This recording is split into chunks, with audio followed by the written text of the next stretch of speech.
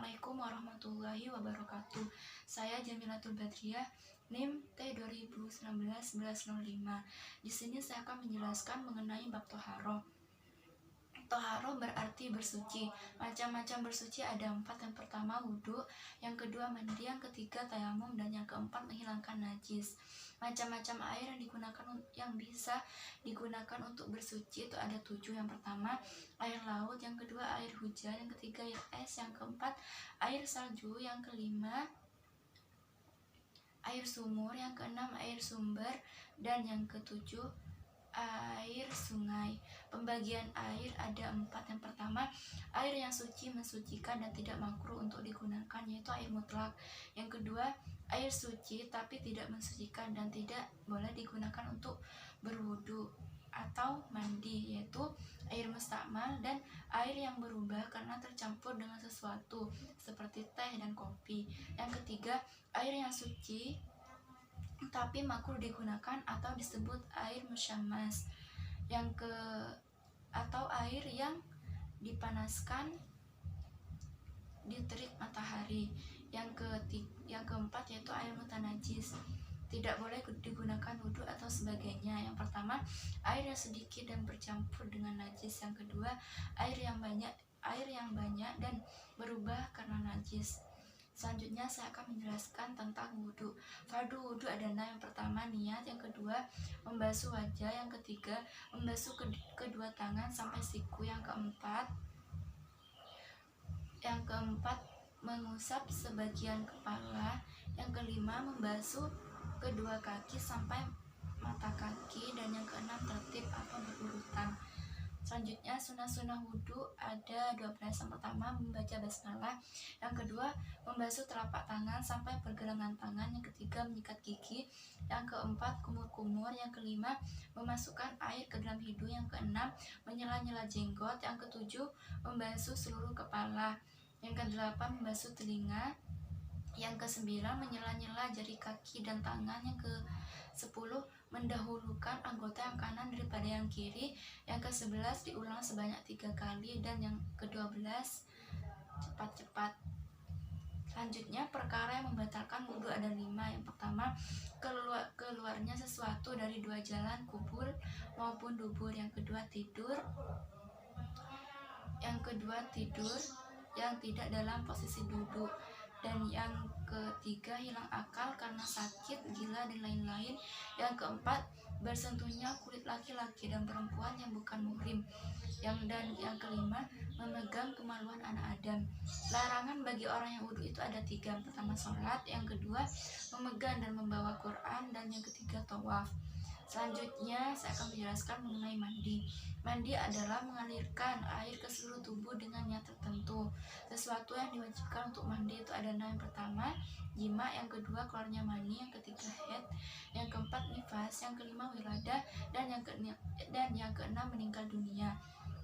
Fardu mandi ada 3. Yang pertama niat, yang kedua menghilangkan najis yang ada di badan, yang ketiga meratakan air ke seluruh tubuh. Selanjutnya sunah-sunah mandi ada 6. Yang pertama baca basmalah, yang kedua wudhu sebelum mandi, yang ketiga menggosok tubuh, yang keempat cepat-cepat, yang kelima mendahulukan anggota yang kanan daripada yang kiri, dan yang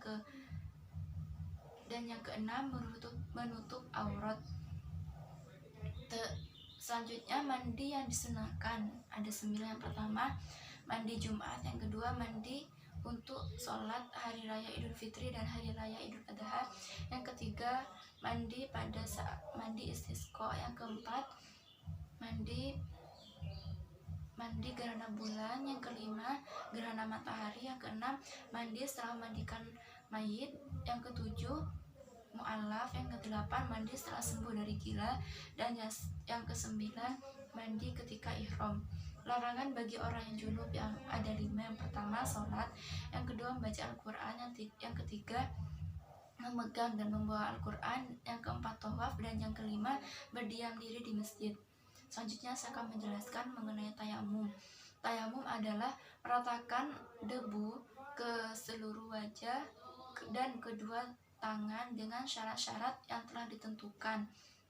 Sebab tayamum karena tidak Yang pertama, karena tidak ditemukannya air seperti musyafir di padang pasir. Dan yang kedua, orang yang sakit yang takut mudarat atau tambah parah jika memakai air.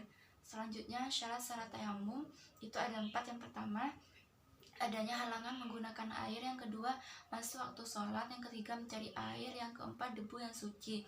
Fardu tayamum itu ada 4. Yang pertama, niat. Yang kedua, mengusap wajah. Yang ketiga, mengusap kedua tangan. Dan yang keempat, tertib atau berurutan. Selanjutnya saya akan menjelaskan mengenai sunnah-sunnah tayamum. Ada 4. Yang pertama, baca basmalah. Yang kedua, mendahulukan anggota yang kanan daripada yang kiri.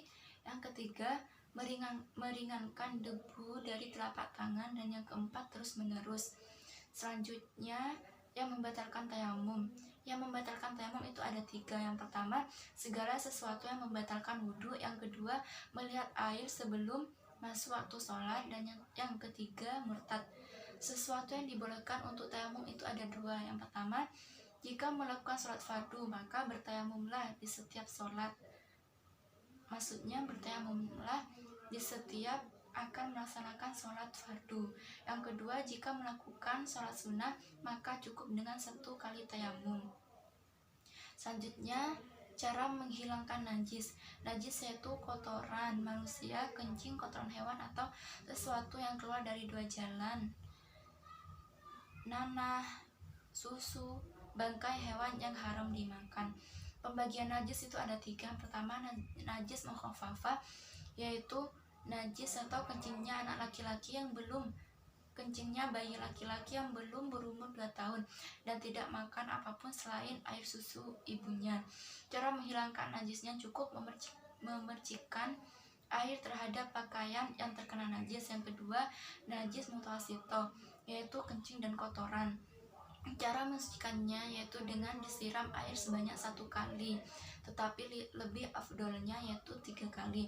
Ada 2. Najis mutawasito itu ada 2. Yang pertama, najis hukmiyah yang tidak kelihatan rasa, bau, dan warnanya. Cara mensucikannya itu cukup disiram dengan air 1 kali.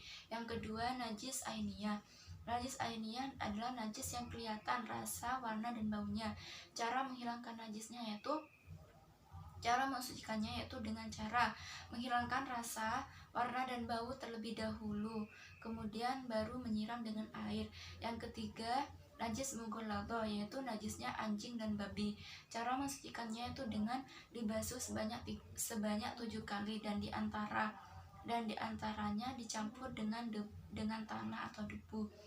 Cara menghilangkan najis dari sesuatu yang keluar dari 2 jalan, yaitu dengan air atau 3 batu.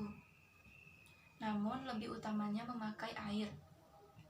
Selanjutnya, cara mensucikan kulit bangkai yaitu dengan disamak, kecuali bangkai, kulit anjing, dan babi. Cara menyamaknya adalah dengan menghilangkan bangkai dari kulit seperti darah dan sesuatu yang tajam. Sekian dari saya, kurang lebihnya mohon maaf. Wassalamualaikum warahmatullahi wabarakatuh.